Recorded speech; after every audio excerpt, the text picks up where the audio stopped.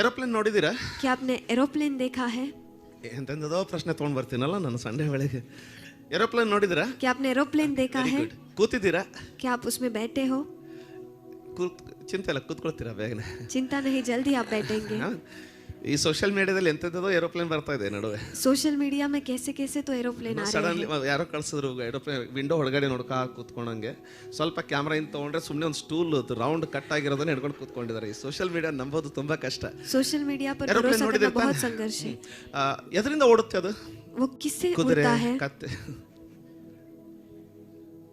ಅಯ್ಯೋ ಪಾಪ, ಎಷ್ಟು ಮುಗ್ಧರು ನಮ್ಮ ಜನ. ಪೆಟ್ರೋಲ್ ಎದರ್ಲಿ ಹಾರ್ತದೆ, ಅಲ್ಲ ಸಾರಿ, ಪ್ಲೇನ್ ಎದರ್ಲಿ ಹಾರ್ತದೆ. एरोप्लेन किससे उड़ता है? ಜಾಣರು ರೆಕ್ಕೆಂದ ಹಾರುತ್ತೆ ಅಂತ ಹೇಳ್ತಾರೆ ಅಲ್ಲ. ಪೆಟ್ರೋಲ್ ಅಥವಾ ವೈಟ್ ಪೆಟ್ರೋಲ್ ಅಂತ ಹೇಳ್ತೀವಿ. व्हाइट पेट्रोल हम कहते हैं. ಎಲ್ಲಿಂದ ಬರ್ತದೆ ಪೆಟ್ರೋಲ್? पेट्रोल कहाँ से आता है? ಮಳೆಯಿಂದ, ಕೆರೆಯಿಂದ, बारिश से. ಭೂಮಿಯಿಂದ. ಓಕೆ, ಕೆಲವೊಂದು ಪೆಟ್ರೋಲ್ ಭೂಮಿ ಅದು ಬಂದಾಗ ಬೆಳೆನೂ ಇರೋದಿಲ್ಲ, ಅದು ಬಂದಾಗ ಅದು ಕರಗಿರ್ತದೆ. ಅದಕ್ಕೆ ಬ್ಲ್ಯಾಕ್ ಗೋಲ್ಡ್ ಅಂತಾರೆ, ಯಾಕಂದ್ರೆ ಬಂಗಾರದಷ್ಟು ಕಿಮ್ಮತ್ತು ಅದಕ್ಕೆ.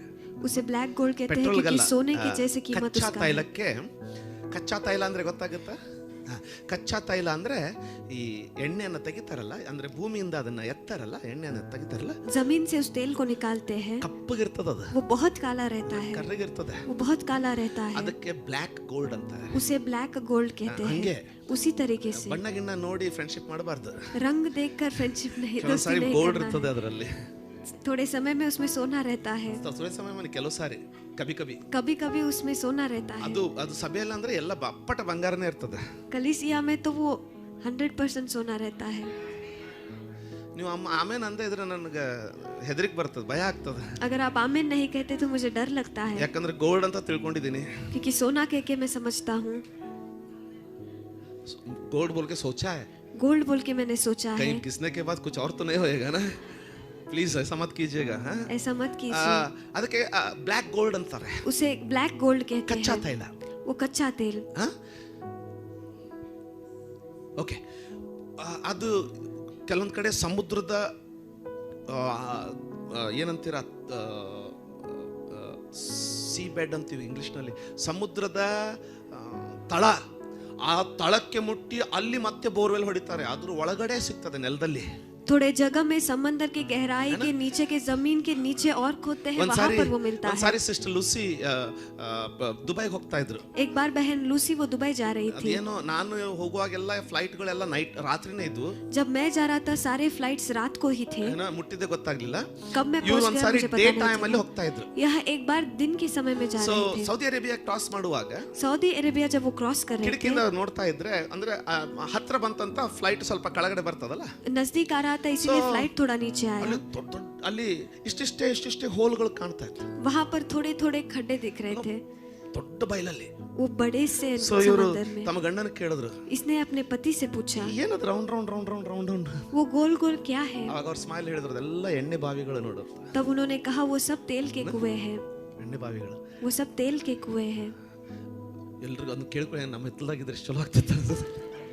सब उसे सोचकर हमारे घर के पीछे ಎಲ್ಲರೂ ಅದನ್ನ रहता तो ಯೋಚನೆ कितना ಅದನ್ನ अच्छा ಹೇಳ್ಕೊಳ್ಳಿ, था. ಎಲ್ಲರೂ ಹಾಗೆ ಬಾಯಲ್ಲಿ ನೀರು ಬಂದಾಗೆ ನಮ್ಮ ಮನೆ ಇದ್ದರೆ. ಈಗ ವಿಚಾರ ಮಾಡಿ, आप सोच कर देखिए ಆ ಎಣ್ಣೆಯಲ್ಲಿ ಎಷ್ಟು ವರ್ಷದಿಂದ ಇದೆ? वह तेल कितने साल से वहाँ पर है. ಈ ಎಣ್ಣೆ यह तेल ಯಾವಾಗ ದೇವರು ಭೂಮಿಯನ್ನು ಸೃಷ್ಟಿ ಮಾಡಿದ್ನೋ, ಯಾವಾಗ ಸಮುದ್ರವನ್ನು ಸೃಷ್ಟಿ ಮಾಡಿದ್ನೋ ಅವಾಗ್ನಿಂದನೇ ಇದೆ. जब परमेश्वर ने पृथ्वी को रचा या फिर समंदर को रचा तब से ही वह है. ಅವಾಗ್ಲೇ ಏರೋಪ್ಲೇನ್ ಹಾರದ್ವಾ, ಎಣ್ಣೆ ತಕೊಂಡು ತುಂಬಿಕೊಂಡು ಹಾರದ್ವಾ? तभी ही तेल को लेकर भरकर एरोप्लेन उड़ने लगे? ಇಲ್ಲ, नहीं. ಅಲ್ವಾ? मनुष्य ಹುಡುಕ್ಬೇಕಾಯ್ತು, उसको खोजना पड़ा, ಗುರುತಿಸ್ಬೇಕಾಯ್ತು, उसे पहचानना पड़ा, ಹೊರಗೆ ತೆಗಿಬೇಕಾಯ್ತು. उसे बाहर निकालना ಖರ್ಚು पड़ा. ಆಗ್ತದಲ್ಲ ತೆಗಿಲಿಕ್ಕೆ? वो सब निकालने के लिए खर्च होता है ना. ಬೆವರು ಸುರಿತದ ಇಲ್ಲ? वहाँ पर पसीना गिरता ಆಯಿಲ್ है. ರಿಗ್ಸ್ ಅಂತಾರೆ. ಅದ್ರ ಮೇಲೆ ಅದು ಪ್ಲಾಟ್ಫಾರ್ಮ್ ಇರ್ತದಲ್ಲ, ಅಲ್ಲಿ ಆಯಿಲ್ ಕೆಲಸ, ಆಯಿಲ್ ರಿಗ್ಸ್ ಅಂತೀವಿ. ಅದ್ರ ಮೇಲೆ ಇದು ಕೆಲಸ ಮಾಡೋರಿಗೆ ತುಂಬಾ ವೇತನ. वहाँ पर ऑयल रिग्स में काम करने वाले लोगों को बहुत ही उनको सैलरी है, ಯಾಕಂದ್ರೆ ಬಹಳ ಪರಿಶ್ರಮದ ಕೆಲಸ. क्योंकि बहुत ही मेहनत का काम हुआ है. ಸಮುದ್ರದಲ್ಲಿ ಒಂದ್ಸಾರಿ ಬಿರುಗಾಳಿ ಬರ್ತದೆ, समंदर में एक बार तूफान आ जाता है, ಇವ್ರ ಕೆಲಸ ನಿಲ್ಲೋದಿಲ್ಲ. इनका काम नहीं रुकता. ಒಂದ್ ವೇಳೆ ಮನುಷ್ಯ ಎಣ್ಣೆ ಮಾತ್ರ ಇತ್ತು, तेल तो था, ಕಂಡು ಹಿಡಿಯೋರ್ ಕೆಲಸ ಯಾವ್ದಿತ್ತು? लेकिन खोजने वाला काम किसका था? ಅಲ್ವಾ? सही है. ಕಂಡು ಹಿಡ್ದ, उसे ಕಂಡು ಹಿಡಿದ್ರೆ अगर खोज लिया तो ಚಂದಪ್ಪನ ಮುಟ್ಬಿಟ್ಟು ಅದೇ ಎಣ್ಣೆ ಯೂಸ್ ಮಾಡ್ಕೊಂಡ್ಬಿಟ್ಟು ಅಲ್ವಾ? उसी तेल को ನೀವು ಅದನ್ನ इस्तेमाल ಯೂಸ್ कर ಮಾಡೋದಿಲ್ಲ, चंद्रमा तक वो पहुंच ರಾಕೆಟ್ गए। ಅಲ್ಲಿ ಅದನ್ನ ಯೂಸ್ ಮಾಡೋದಿಲ್ಲ. ಹಲೋ, ಕೇಳ್ತಾ ಇದ್ದೀರಾ? क्या आप सुन रहे हैं? ಮೊದಲು पहले ಒಂದು ದೇಶದಿಂದ ಇನ್ನೊಂದು ದೇಶಕ್ಕೆ ಹೋದ್ರೆ 6 ತಿಂಗಳು ಹಿಡಿಯೋದು, 8 ತಿಂಗಳು ಹಿಡಿಯೋದು. एक देश से दूसरे देश तक जाने के लिए ಈಗ 6 महीना 8 महीना ಆ लगता है, ಎಣ್ಣೆನ ಕಂಡು ಹಿಡಿದಕ್ಕೆ लेकिन उस तेल को खोज लिया इसलिए ನಿಮ್ಮ ಜೀವನಕ್ಕೆ ಬರ್ತಾ ಇದ್ದೇನೆ ರೆಡಿಯಾಗಿ ಸಿದ್ಧರಾಗಿ. आप तैयार ಆ हो ಎಣ್ಣೆನ जाइए। ಕಂಡು ಏನ್ ಹಿಡಿದ್ರು ನೋಡಿ. उस तेल को खोज लिया, देखिए ಆಮೇನ್. आमेन। 6 ತಿಂಗಳದ್ದು 6 ತಾಸಲ್ಲಿ ಮುಟ್ಬಿಟ್ರು. 6 महीना वो 6 घंटे में बदल गया। ಅರ್ಥ ಆಯ್ತಾ? क्या आप समझ रहे हो? ಎಣ್ಣೆ ಈಗ ಸಿಕ್ಕದಲ್ಲದು, वह तेल अभी मिला नहीं है, ಭೂಮಿ ಪ್ರಾರಂಭದಿಂದಲೇ ಇದ್ದರದು. वो पृथ्वी के प्रारंभ से ही वहाँ पर है। उसी तरीके ಒಂದು से ಎಣ್ಣೆನ ದೇವರು एक तेल ಎಣ್ಣೆನ ಉಪಯೋಗ ಮಾಡ್ಲಿಕ್ಕೆ ಕಲ್ತಿದ್ದಿಲ್ದ್ರೆ तेल को इस्तेमाल करना नहीं सीखते तो ಅಂತವ್ರಿಗೆ ಅಂಡರ್ ಡೆವಲಪ್ಡ್ ಅಂತೀವಿ. ऐसे लोगों को अंडर डेवलप्ड हम कहते हैं। ಯಾರು जो लोग ಯೆಹೋವನ ವಾಕ್ಯದ ಬಾವಿಯಲ್ಲಿ ತೋಡಿ यहोवा के वचन नामक कुएं में खोदकर ಆಳದಲ್ಲಿ ಇಳಿದು उसमें उतरकर ಬೆವರು ಸುರಿಸಿ पसीना को बहाकर ಪ್ರಾರ್ಥನೆಯಿಂದ प्रार्थना से ಕೋಣೆಯಲ್ಲಿ ಒಬ್ಬರೇ ಕುತ್ಕೊಂಡು कमरे में अकेले बैठकर ಒಂದೊಂದು ವಾಕ್ಯದ ಬಾವಿಯನ್ನ ಬಿಚ್ಚೋದಿಲ್ವೋ, एक एक वचन नामक कुएं को नहीं खोलेंगे, ಅಲ್ಲಿವರೆಗೆ ಅಂಡರ್ ಡೆವಲಪ್ಡ್ ಇರ್ತೀರಾ. वहां तक अंडर डेवलप्ड ही आप रहेंगे। ಹಾರ್ಲಿಕ್ಕೆ ಆಗೋದಿಲ್ಲ ನಿನಗೆ, आप उड़ नहीं पाएंगे, ಓಡ್ಲಿಕ್ಕೆ ಆಗೋದಿಲ್ಲ ನಿನಗೆ. आप दौड़ नहीं पाएंगे। ದೇವರು ನನ್ನನ್ನು ಆಶೀರ್ವದಿಸಿಲ್ಲ ಅನ್ಬೇಡ. परमेश्वर ने मुझे आशीषित नहीं किया, ऐसे मत ದೇವರು कहिए। ಆಶೀರ್ವದಿಸೋದಿಲ್ಲ.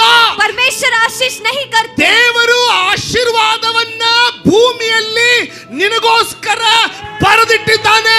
परमेश्वर ने आशीष को पृथ्वी पर आपके लिए लिख कर रखा ಎಲ್ಲರೂ है। ಏನಂತಾರೆ? सब क्या कहते हैं? ಆಶೀರ್ವಾದ ಪಡ್ಕೊಳ್ಬೇಕಂತಾರಲ್ವಾ? आशीष को पाना है, वो ಸುಳ್ಳು कहते हैं ना। ಸುಳ್ಳು ಸುಳ್ಳು. वो झूठ है, झूठ है, झूठ है। ಆಶೀರ್ವಾದವನ್ನ ಅಗೆದುಕೊಳ್ಳಬೇಕು. उस आशीष को हमें खींच लेना है। ಯಾರಾದ್ರೂ ಗಟ್ಟಿಯಾಗಿ ಹೇಳಿ. कोई तो जोर से आप कहिए। ಒಂದು ವೇಳೆ अगर ಮನುಷ್ಯ मनुष्य ಆ ಎಣ್ಣೆನ ಹುಡುಕ್ತಿದ್ರೆ उस तेल को नहीं खोजता तो ಇವತ್ತು ಕುದುರೆ ಮೇಲೆನೆ ನಡೀತಾ ಇದ್ದ. आज के दिन भी वो घोड़े पर ही ಯಾವ सफर ವಿಶ್ವಾಸಿ करता। जो विश्वासी ವಾಕ್ಯವನ್ನ वचन को ಧ್ಯಾನ ಕೊಟ್ಟು ध्यान देकर ಹುಡುಕೋದಿಲ್ವೋ, नहीं खोजता, ಅವರು ಜೆಟ್ ಪ್ಲೇನ್ ಅಲ್ಲ, ತಮ್ಮ ಜೀವನದಲ್ಲಿ ಇನ್ನು ಚಕ್ಕಡಿಯಲ್ಲಿ ಹೋಗ್ತಾ ಇರ್ತಾರೆ. वो जेट प्लेन में नहीं, लेकिन अभी भी उनके जिंदगी में ಆದ್ರೆ वो ಯಾರು गाड़ी पर चलते हैं। ಯಾರು लेकिन जो लोग ಉಪವಾಸದಿಂದ उपवास के साथ, ಪ್ರಾರ್ಥನೆಯಿಂದ प्रार्थना के ಆ साथ ವಾಕ್ಯವನ್ನ उस वचन को ಹೆಂಡತಿಗೆ ಡಿಸ್ಟರ್ಬ್ ಮಾಡಬೇಡ ಅಂತ ಹೇಳಿ, पत्नी को डिस्टर्ब मत करना ಇಂಟರ್ನೆಟ್ चाहिए, ಡಿಸ್ಟರ್ಬ್ ಮಾಡಬೇಡ ಅಂತ ಹೇಳಿ इंटरनेट को मुझे डिस्टर्ब ಆ मत ವಾಕ್ಯವನ್ನು कर, ಓದ್ತಾರೋ, उस वचन को जो पढ़ते हैं, ಗ್ರಹಿಸ್ಕೊಳ್ತಾರೋ, उसको जो ग्रहण करते हैं, ಪರಲೋಕದಿಂದ ಒಂದು ಎಣ್ಣೆ. स्वर्ग से एक तेल। ಅದಕ್ಕೆ इसीलिए ಚರ್ಚ್ ಅಲ್ಲಿ कलीसिया में ಅಂಡರ್ ಡೆವಲಪ್ಡ್ ಬಿಲಿವರ್ಸ್ ಇದ್ದಾರೆ, अंडर डेवलप बिलीवर्स है ಫುಲ್ಲಿ ಡೆವಲಪ್ ಆಗ್ತಾ ಇರೋ ವಿಶ್ವಾಸಿಗಳುಂಟು. और बहुत ही डेवलप होने वाले विश्वासी अभी है। ಯಾರಾದ್ರೂ ಒಂದ್ಸರಿ ಗಟ್ಟಿ ಚಪ್ಪಾಳೆ ತಟ್ಟಿ ಕರ್ತನಿಗೆ ಸ್ತೋತ್ರ. कोई तो एक बार परमेश्वर को धन्यवाद दीजिए। Amen amen. ದೇವರು परमेश्वर ಭೂಮಿಯ ಪ್ರತಿಯೊಂದು ಭಾಗಕ್ಕೆ पृथ्वी के हर एक भाग को ಒಂದಲ್ಲ ಅವರಿಗೆ ಎಣ್ಣೆ ಕೊಟ್ಟಿದ್ರೆ, उनको तेल दिया था तो ನಮಗೆ ಚಿನ್ನದ ಗಣಿಯನ್ನು ಕೊಟ್ಟ ಕರ್ನಾಟಕದವರಿಗೆ, हमारे ಕರ್ನಾಟಕದವರಿಗೆ ಚಿನ್ನದ ಗಣಿಯನ್ನೇ ಕೊಟ್ಟ. कर्नाटका के लोगों को सोने का गनी उन्होंने दिया। ಅದೇ ರೀತಿ उसी तरीके से ದೇವರು ತನ್ನ परमेश्वर ವಾಕ್ಯದ ಮೂಲಕ अपने वचन के ओर से ಪ್ರತಿ ಒಬ್ಬೊಬ್ಬರಿಗೆ हर एक एक को ಹರ್ को ಒಂದೊಂದು ಗಣಿಯನ್ನು ಕೊಟ್ಟಿದ್ದಾನೆ. एक एक तोहफा ಒಬ್ಬರಿಗೆ दिया ಎಣ್ಣೆ है। ಬಾವಿಗಳಾದ್ರೆ एक को तेल का कुफा ಇನ್ನೊಬ್ಬರಿಗೆ हुआ ಚಿನ್ನದ है तो ಗಣಿ, एक सोने का गनी, ಒಬ್ಬರಿಗೆ ಚಿನ್ನದ ಗಣಿ ಆಗಿದ್ರೆ अगर एक को सोने का तोहफा है तो ಇನ್ನೊಬ್ಬರಿಗೆ ಕಬ್ಬಿಣದ ಗಣಿ. और एक को, ಯಾಕಂದ್ರೆ ನನ್ನ ದೇವರಮ್ಮ ನಿನಗೆ ನುಡಿತಾ ಇದ್ದೀನಿ ಕೇಳು, ನನ್ನ ದೇವರು ಯಾರಿಗೂ ಪಕ್ಷಪಾತ ಮಾಡುವವನಲ್ಲ. क्योंकि मेरा परमेश्वर किसी को पक्षपात नहीं करते। ಆದ್ರೆ ಇವಳಿಗಿರುವಂತ ಚಿನ್ನದ ಗಣಿಯನ್ನ लेकिन इनके पास जो सोने का तोहफा ಅವಳು है, ಅಗಿಯದೆ ಹೋದ್ರೆ अगर उसे नहीं खोलते तो ಮೂರ್ಖಳಾಗ್ತಾಳೆ. वो मूर्ख बन जाते हैं। ಆಮೇನ್. ಆಮೆನ್. ಯಾಕಂತ ಕೇಳಿ, क्यों आप पूछिए, ಯಾಕಂತ ಕೇಳಿ, क्यों आप पूछिए, ಬಾವಿ ಇನ್ನೂ ತೆರೆದೇ ಇದೆ. कुआं अभी भी खुला ही है।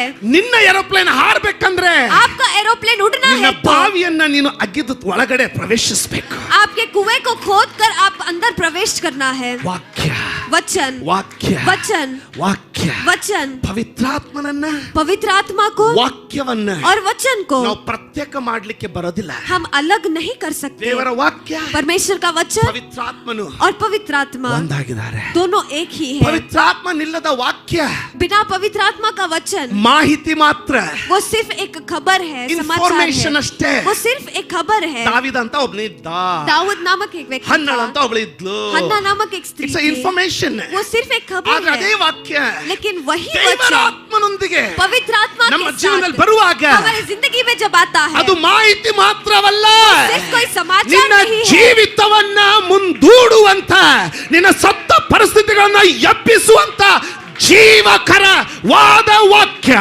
आपके जिंदगी को आगे ले जाने वाला, मरे हुए हालातों को जिंदा करने वाला एक जीवित वचन वह है. ಯಾರಾದ್ರೂ ಕರಗಳನ್ನೆತ್ತಿ ಚಪ್ಪಾಳೆ ತಟ್ಟಿ ಕರ್ತನಿಗೆ ಸ್ತೋತ್ರ कोई तो ಸಲ್ಲಿಸಿ. तालियां बजाते हुए हाथों को ಸ್ತೋತ್ರ उठाकर ಸ್ತೋತ್ರ परमेश्वर को ಸ್ತೋತ್ರ. धन्यवाद आप दीजिए, ಆತನಿಗೆ ಅಸಾಧ್ಯವಾದದ್ದು ಯಾವುದೂ ಇಲ್ಲ. क्योंकि उनसे असंभव कुछ नहीं है. उस दिन ಅಂದು ವಾಕ್ಯವನ್ನ ಕೇಳ್ಕೊಳ್ತಾ ಇದ್ದಂಗೆ ಕರ್ನೋಲಿಯಸ್ಸನ ಮನೆಯಲ್ಲಿ ದೇವರ ಆತ್ಮನು ಎಲ್ಲ ಅನ್ಯ ಜನರ ಮೇಲೆ ಇಳಿದು ಬಂದಂತೆ ನಾನು ಇದನ್ನು ಪ್ರಾರ್ಥಿಸ್ತೀನಿ. ದೇವರ ವಾಕ್ಯವನ್ನು ಕೇಳ್ತಾ ಇರುವಾಗಲೇ ಆತನ ಗುಣಪಡಿಸುವಿಕೆ, ಆತನ ಶಕ್ತಿ, ಆತನ ಬಲ ನಜರೇತಿನ ಯೇಸು ಕ್ರಿಸ್ತನ ಹೆಸರಿನಲ್ಲಿ ಸಂಪೂರ್ಣವಾಗಿ ನಿನ್ನ ಶರೀರ, ಆತ್ಮ, ಪ್ರಾಣ, ನಿನ್ನ ಕುಟುಂಬದ ಮೇಲೆ ಇಳಿದು ಬರಲಿ. उस दिन जब वचन सुनते कुर्नेलियस नबिक के और घर और उनके स्वीकृत परिवार के ऊपर जिस तरह पवित्र आत्मा उतर आए, उसी दिन आज के दिन जब आप वचन सुन रहे हो, परमेश्वर का बल, परमेश्वर का सामर्थ्य आपके ऊपर उतर आए नजरीन के यीशु मसीह के नाम में. ಹಲ್ಲೆಲೂಯಾ. हालेलूया. ನಿಮ್ಮ ಬೆನ್ನುಗಳು ಗುಣವಾಗಲಿ ಯೇಸುವಿನ ಹೆಸರಿನಲ್ಲಿ. आपके पीठ यीशु मसीह के नाम में चंगाई पाले. ಸೊಂಟಗಳು ಗುಣವಾಗಲಿ ಯೇಸುವಿನ ಹೆಸರಿನಲ್ಲಿ. आपके कमर यीशु मसीह के नाम में चंगाई पाले. ಯಾಕಂದ್ರೆ ಆತನ ವಾಕ್ಯದಲ್ಲಿ ಬಲ ಇದೆ. क्योंकि उनके वचन में बल है. ಹಲ್ಲೆಲೂಯಾ. हालेलूया. ಹಲ್ಲೆಲೂಯಾ. ಇಲ್ಲಿವರೆಗೆ ಎಲ್ಲರೂ ಇದ್ದೀರಾ? यहाँ तक आप सारे ಹಾಗಾದ್ರೆ साथ हैं. ऐसा है तो ಸಭೆಗೂ ಒಂದು ಬಾವಿ ಕೊಡಲ್ಪಟ್ಟಿರ್ತದೆ. कलीसिया के लिए भी एक कुआं दिया गया है. ಇವತ್ತು ನಮ್ಮ ಮಕ್ಕಳು ಅದನ್ನು ತೋರಿಸಿದ್ರು. आज के दिन हमारे बच्चों ने उसे दिखाया. ಎಲ್ಲ ಡಿಸ್ಟಿಂಕ್ಷನ್ ಪಾಸ್. सब डिस्टिंक्शन और पास. ಆಮೆನ್. आमेन. ಇದು ಆಶೀರ್ವಾದದ ಫಲಿತಾಂಶ. यह आशीष का प्रतिफल है. ಫಲ, ಆಶೀರ್ವಾದದ ಗುರುತದು. यह आशीष का चिन्ह है. ಆಮೆನ್. ಆಮೆನ್. आमेन. ಆಮೆನ್. ಆಮೆನ್. ಆಮೆನ್. ಆಮೆನ್. ಆಮೆನ್. ಆಮೆನ್. ಆಮೆನ್. ನಾನು ಒಂದು ಬಾವಿಯನ್ನು ಅಗಿತಾ ಇದ್ದೆ. मैं भी एक कुएं को खोद रहा था. ಈ ದಿನಗಳಲ್ಲಿ इन दिनों में ಈ ಬಾವಿ ಅಗಿಯುವ ಹಸಿವು ಹಿಂದೆಂದೂ ಇಲ್ಲ ಹಾಗೆ ನನ್ನ ಮುತ್ಕೊಂಡಿದೆ. यह कुएं को खोदने वाला भूख पीछे कभी नहीं था, उस तरीके से मेरे ऊपर आ ಒಂದು चुका ತಿಂಗಳು है. ಒಳಗಡೆನೆ एक महीना के अंदर ही 2 ಪುಸ್ತಕಗಳು, ಧರ್ಮೋಪದೇಶ ಕಾಂಡವನ್ನು, ಯೆಹೋಶುವ ಪುಸ್ತಕವನ್ನು ಮುಗಿಸ್ಬಿಟ್ಟೆ. व्यवस्था विवरण का पुस्तक और यहोशुआ की पुस्तक को बड़ी मैंने ओदी खत्म अल्लाह। किया. सिर्फ पढ़कर नहीं, ಅಂಡರ್ಲೈನ್ ಮಾಡಿ उसे अंडरलाइन कर ವಾಗ್ದಾನಗಳನ್ನು ಸ್ವೀಕರಿಸಿಕೊಂಡು वायदे को स्वीकार कर. ಪ್ರತಿ ಸಾರಿ ನೀನು ಬೈಬಲ್ ಓದುವಾಗ ಅದರಲ್ಲಿ ನಿನಗೆ ಒಂದಾದ್ರೂ ವಾಗ್ದಾನ, ಒಂದು ಶಬ್ದವಾದ್ರೂ ವಾಗ್ದಾನವಾಗಿ ಸಿಗದೆ ಹೋದ್ರೆ ನೀನು ಬೈಬಲ್ ಅನ್ನೇ ಓದಿಲ್ಲ ಅಂತ ಅರ್ಥ, ಅಂದ್ರೆ ಅರ್ಥ ತಿಳ್ಕೊಳ್ಳಿಲ್ಲ ಅಂತ ಅರ್ಥ. हर बार जब आप पवित्र शास्त्र पढ़ते हो, एक वायदे का वचन या फिर शब्द आपको आमीन। नहीं मिला है तो आप नहीं पढ़े हैं. इस ಹಿಂಗೆ तरीके से. ಇನ್ನೇನು ಜಸ್ಟ್ ನ್ಯಾಯಸ್ಥಾಪಕರ ಪುಸ್ತಕದಲ್ಲಿ ಕಾಲಿಟ್ಟೆ.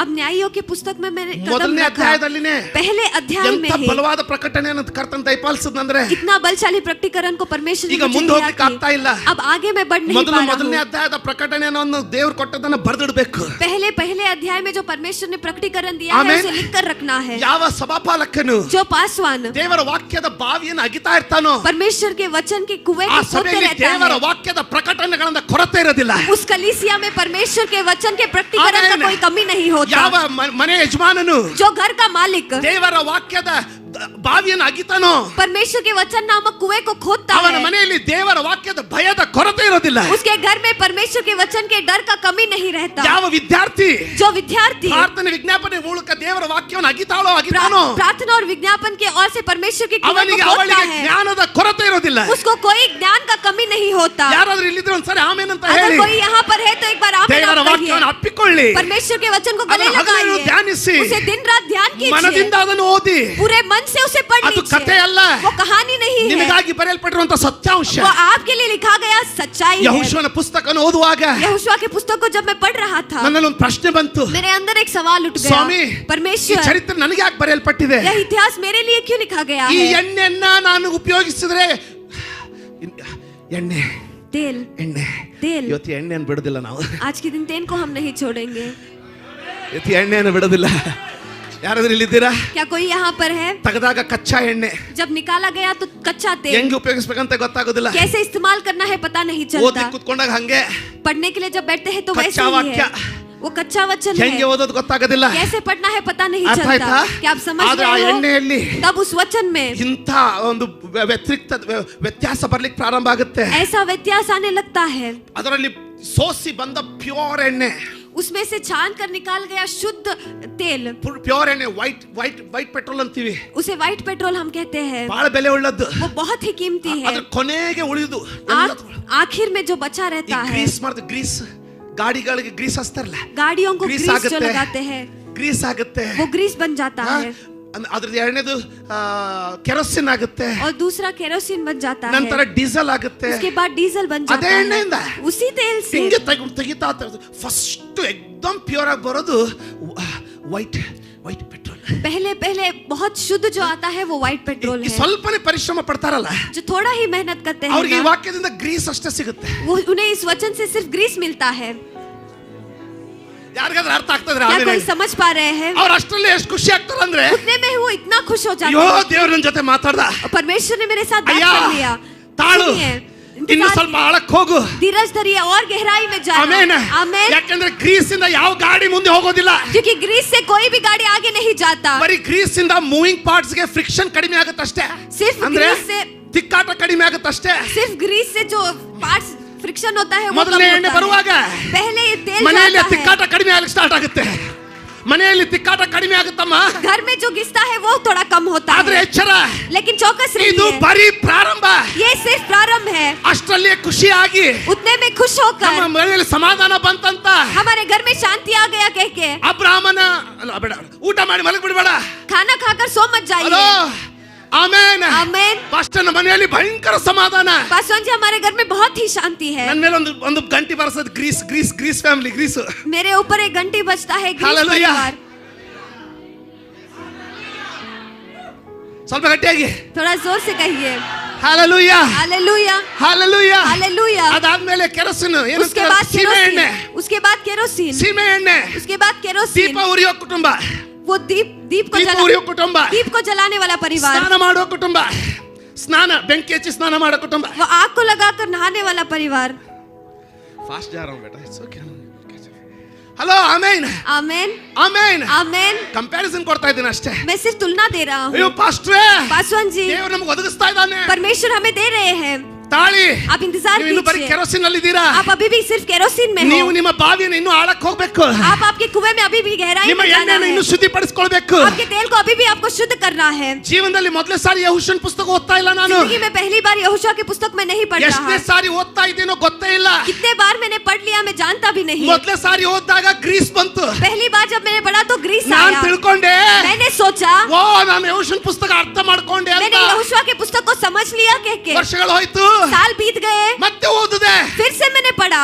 ಸೀಮೆ ಎಣ್ಣೆ ಬಂತು. वहाँ पर केरोसिन आ गया. ಅಯ್ಯೋ, ನಾನು ಅನ್ಕೊಂಡೆ ಹೋದ್ ಸಾರಿ ಇಷ್ಟು ಚೆನ್ನಾಗಿತ್ತು, ಇಷ್ಟೇ ಅನ್ಕೊಂಡಿದ್ದು, ಅದಕ್ಕಿಂತಲೂ ಚೆನ್ನಾಗಿದೆ ಅಲ್ಲಪ್ಪ, ಇಷ್ಟು ಆಳ ಗೊತ್ತೇ ಇರ್ಲಿಲ್ಲ. मैंने सोचा पिछली बार अच्छा था लेकिन उससे भी अच्छा है. मैंने सोचा ही नहीं था कि मैंने सोचा. ಆಮೇನ್, आमेन. ಆಮೇನ್. ಆಮೇನ್. ಮೂರನೇ ಸಾರಿ ಕೂತ್ಕೊಂಡೆ. और तीसरी बार मैं बैठा. ಕೇಳ್ತಾ ಇದ್ದೀರಾ? क्या आप सुन रहे हैं? ಅದೇ ಬಾವಿಯಿಂದ. उसी कुएं से. ಏನ ಬಾವಿ ಹೆಸರು? वो कुएं का नाम क्या है? ಆ ಬಾವಿ ಹೆಸರೇನ? ಸದ್ಯಕ್ಕೆ ಯೆಹೂಷನ್ ಪುಸ್ತಕ. यहोशुआ का पुस्तक. ಯಾಕಂದ್ರೆ ಪ್ಲೇನ್ ಅಲ್ಲಿ ಹೋಗುವಾಗ ಒಂದೇ ಕಾಣಿಸ್ತಾ ಬಹಳ ಕಷ್ಟ ಕಾಣುವ ನಮ್ಮ ಸಿಸ್ಟರ್ಗೆ. क्योंकि प्लेन में जाते वक्त एक ही दिखाई दिया या बहुत सारे दिखाई दिए. 66 ಬಾವಿಗಳಿದೆ. वहाँ पर 67 कुएं हैं. 66 ಬಾವಿಗಳು. 67 कुएं. ಅದರಲ್ಲಿ ಮತ್ತೆ ಚಿಕ್ಕ ಚಿಕ್ಕ ಬಾವಿಗಳು. उसके अंदर और छोटे छोटे कुएं. ನಮ್ಮ ಕೊರತೆ ಅನ್ನೋದು ಇಲ್ವೇ ಇಲ್ರಿ. ನಂಬದ್ರೆ, यहाँ पर कमी नाम का चीज नहीं है. ನಂಬದ್ರೆ, अगर विश्वास करते हैं तो. ಹಲ್ಲೆಲೂಯಾ. हालेलुया. 4ನೇ ಸಾರಿ ಓದ್ತಾ ಇದ್ದೆ. और चौथी बार मैं पढ़ रहा था. ಅಂದ್ರೆ ಬಹಳ ವರ್ಷ ಮೇಲೆ, ನಾನು ಕಂಟಿನ್ಯೂಸ್ 4 ಸಾರಿ ಅಂತ ಹೇಳ್ತಾ ಇಲ್ಲ, ಕೆಲವು ವರ್ಷ ಆದ್ಮೇಲೆ थोड़े साल बीतने के बाद ಮತ್ತೆ ಎಲ್ಲ ಓದ್ಕೊಂಡ್ಬಿಟ್ಟು ಮತ್ತೆ ಯೆಹೂಷುವಕ್ಕೆ ಬಂದೆ. सब कुछ पढ़ लेकर फिर से यहोशुआ की पुस्तक में मैं ಮುಂಚೆ आया. 3 ಸಾರಿ ಓದೋದಕ್ಕಿಂತ ಇನ್ನೂ ಭಯಂಕರವಾಗಿ ಕಾಣಿಸ್ತು. पहले 3 बार पढ़ने से भी और भी भयंकर वो मुझे नजर आया। ಯಾಕೆ ನನಗೆ ಲಾಸ್ಟ್ ಟೈಮ್ ಸಿಗ್ಲಿಲ್ಲ? क्यों ये पिछली बार मुझे नहीं मिला? ಈ ಸಾರಿ ಪೆಟ್ರೋಲ್ ಬಂತು. इस बार पेट्रोल आया, ಮೊದಲು पहले ಗ್ರೀಸ್ ಬಂತು, ग्रीस आया, ಆಮೇಲೆ ಸೀಮೆ ಎಣ್ಣೆ ಬಂತು. उसके बाद केरोसिन आया। ಗ್ರೀಸ್ ಬಂದಾಗ ತಿಕ್ಕಾಟ ಕಡಿಮೆ ಆಯ್ತು. ग्रीस आने के बाद थोड़ा वहां पर लड़ाई कम हुआ। ಸೀಮೆ ಎಣ್ಣೆ ಬಂದಾಗ और केरोसिन जब आया, ಬೆಳಕು ಬಂತು, वहां पर रोशनी आ गया, दीप आया। क्या आप यहीं पर है? ಓದ್ತಾ ಇದ್ದೀನಿ ಒಂದ್ಸಾರಿ. और एक बार मैं पढ़ रहा था, ಓದ್ತಾ पढ़ते पढ़ते ಕೆಲವು पढ़ते ವರ್ಷಗಳಾಗಿತ್ತು. थोड़े से साल बीत गए। ಈ ಸಾರಿ ಪೆಟ್ರೋಲ್ ಬಂತು. इस बार पेट्रोल आ गया, ಪೆಟ್ರೋಲ್ ಬಂದ ತಕ್ಷಣ और पेट्रोल आते ही ಗ್ರೀಸ್ ಬೆಳಕು ಮುಗೀತು. ग्रीस और रोशनी खत्म हो ಗಾಡಿ गया ಓಡ್ಲಿಕ್ಕೆ ಸ್ಟಾರ್ಟ್ और ಮಾಡ್ತು. गाड़ी वहां पर चलने लगा। ಈ ಆಳಗಳ ಅರ್ಥ ಆಗ್ತಾ ಇದೆಯಾ? ये गहराई आपको समझ आ गाड़ी रही ओढ़ने start है? ಮಾಡ್ತು. वहां पर गाड़ी चलने लगा। ಯಾರು ಹುಡುಕಿ ತೆಗೆದಿಲ್ವೋ जो खोज कर नहीं निकालता ಅವರಿಗೆ ನಾವು ಅಂಡರ್ ಡೆವಲಪ್ಡ್ ಅಂತೀವಿ. उनको हम अंडर डेवलप्ड कहते हैं। ಯಾಕೆ? क्यों? ದೇವದೂತರಿಗೆ ಅವ್ರ ಹೆಸರು ಗೊತ್ತಿಲ್ಲ. देवदूत उनके नाम को नहीं जानते। ಯಾಕೆ? क्यों? ದೇವರ ಆತ್ಮನ ಅವ್ರ ಮೇಲೆ ಇಳಿದು ಬರೋದಿಲ್ಲ. पवित्र आत्मा उनके ऊपर उतर ಆದ್ರೆ नहीं ಯಾವ आए। ದೇವರ ವಾಕ್ಯನ ಅಗಿತಾರೋ लेकिन जो परमेश्वर के वचन को खोदते ಮುಂದೆ हैं, ಹೋಗಿ आगे ಮತ್ತೆ जाकर ಹೊಳ್ಳಿ ಬಂದು फिर से लौट ಎರಡನೇ आकर ಸಾರಿ ಅಗಿತಾರೋ दूसरी बार जो खोदते हैं।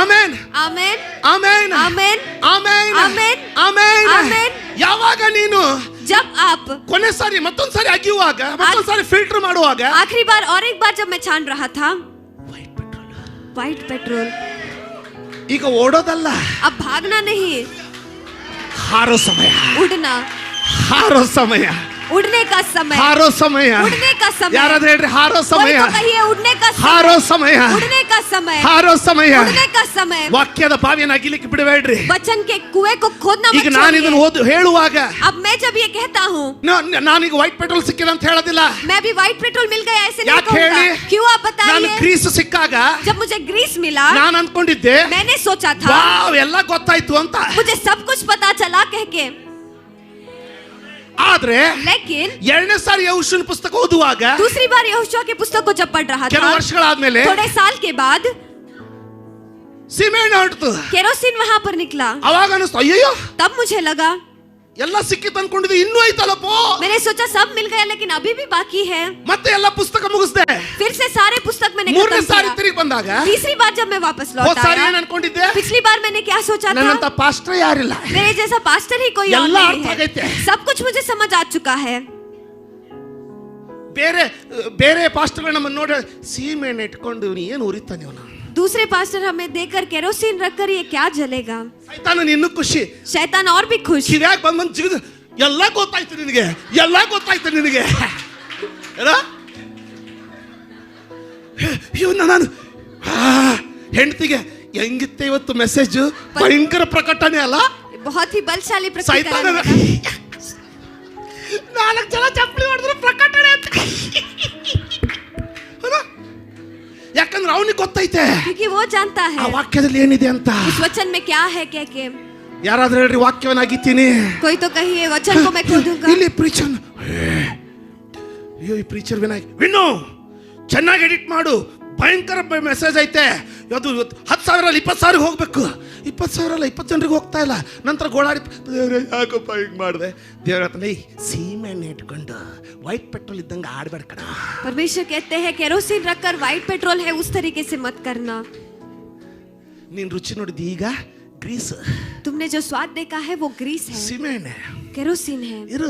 अभी इंतजार ಸೀಮೆ ಎಣ್ಣೆ करना। ದೀಪ ಉರಿಸಿದ್ರೆ अगर केरोसिन दीप को जलाता है तो ಮುಂದೆ ಬರುವಂತ ಪ್ರಕಟಣೆ ನಿನ್ನ ಗಾಡಿ ಇಂಜನ್ ಅನ್ನು ಉರಿಸ್ತದೆ.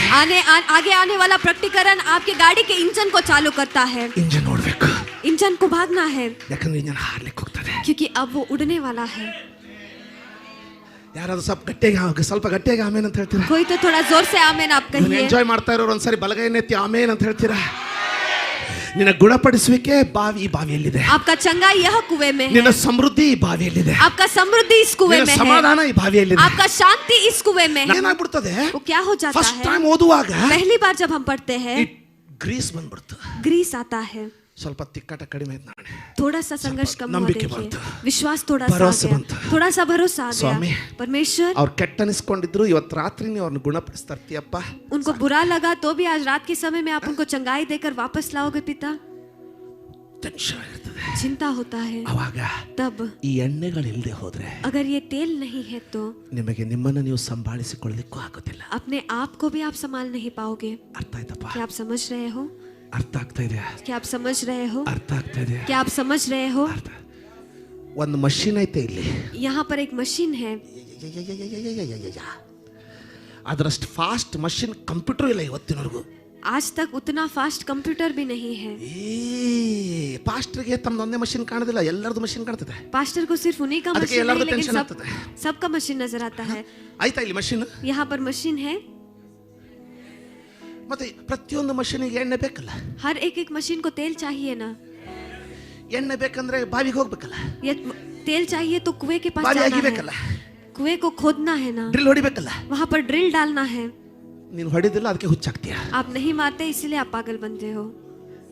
ಹೊಡೆದ್ರೆ अगर मारेंगे तो ಮಷೀನ್ ಕೇಳಿದಿರ ಮಷೀನ್ ಸಪ್ಪಳ? मशीन ಅವಾಗ आवाज आपने ಏನಂತೀರಿ? सुना? तब आप क्या कहते हो? ಇಟ್ಟು ಕೈಕು ಏನಾಗ್ತೈತಿ, ಸ್ವಲ್ಪ ಎಣ್ಣೆ ಬಿಡೋದಕ್ಕೆ. इतना वो आवाज कर रहा है, थोड़ा सा तेल. ನಾವು उसके ಧಾರವಾಡದವ್ರು हम धारवाड़ के लोग हैं. ಅಲ್ವಾ? ಒಂದು ಡಬ್ಬಿ ತಗೊಂಡ್ಬರ್ತಾರೆ.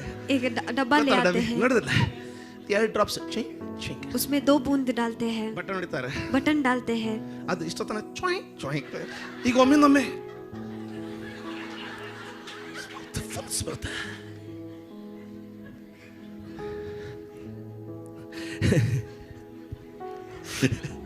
ಸ್ವಲ್ಪ ಎಣ್ಣೆ ಬಿಡ್ರಿ. थोड़ा सा तेल डाल लीजिए.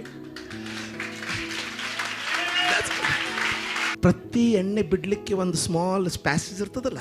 हर एक तेल छोड़ने के लिए छोटा सा जगह रहता है ना. ಇದೇ ಆ ಪ್ಯಾಸೇಜ್. वही वह जगह है. ಇದು ಆ ಎಣ್ಣೆ. यह वह तेल है.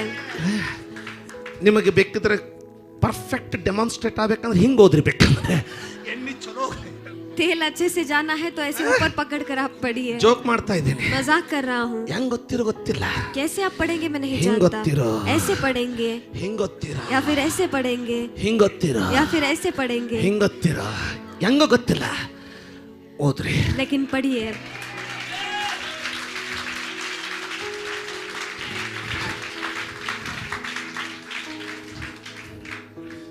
ಆಮೇನ್. आमीन.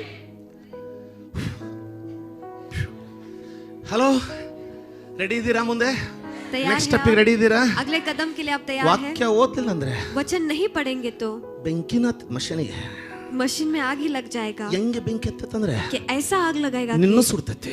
आपको भी वो जला देगा. ನಿನ್ನನ್ನು ಸುಟ್ಟಾಗತ್ತೆ, ನಿನ್ನ ಸಂಬಂಧಗಳನ್ನು ಸುಟ್ಟಾಕತ್ತೆ. आपके रिश्तों को वो जला देगा. ಬೇಡ. नहीं चाहिए. ವಾಕ್ಯ वचन ವಾಕ್ಯ. वचन. ಹಲ್ಲೆಲೂಯಾ. ಈಗ अब ಊರ್ ಹೊರಗಡೆ ಅಡವಿಯಿಂದ ಬರುವಾಗ ಈ ಗಾಡಿ ಚೆನ್ನಾಗಿರ್ತದ. गांव के बाहर जंगल से जब आता है तो ये गाड़ी अच्छा रहता है. ಘಾಟ್ ಎಲ್ಲ ಹಂಗೆ ಹಿಂಗೆ ಹಾರ್ತಾ ಇದ್ದು ಹಂಗೆ ಇರ್ತದೆ. घाट में जैसे उड़ रहा हो वैसे वो रहता ಈ है. ಉದ್ಯಮವಾಗಿ ಎಂಟರ್ ಆಗ್ತಾ ಇದ್ದಂಗೆ ಬ್ರೇಕ್ ಹೊಡೆದ್ರೆ ಕರ್ ಕರ್ ಸೌಂಡ್ ಸ್ಟಾರ್ಟ್ ಮಾಡ್ತದೆ. वहाँ पर उद्यम बाग जब एंटर होते हैं तो ब्रेक डालते हैं तो वहाँ पर आवाज वो करने लगता है. ಪಾಸ್ಟರ್ ಪ್ರೀಚಿಂಗ್ ಮಾಡ್ರಿ, ಇದೇನು ಗ್ಯಾರೇಜ್ ಕೆಲಸ ಆಗ್ತೀರಿ? पास्टर जी प्रचार कीजिए. गैरेज का ಸ್ವಲ್ಪ क्या ತಾಳ್ಮೆ आवश्यकता है? ಅರ್ಥ ಆಗುತ್ತೆ. थोड़ा सा धीरज धरिए, आपको समझ आएगा. ಆಮೇನ್. आमीन. अक्षय ಮಾಡಿಸ್ಕೊಂಡು ಬಾರಪ್ಪ ಮಾಡಿಸ್ಕೊ ಅಣ್ಣ.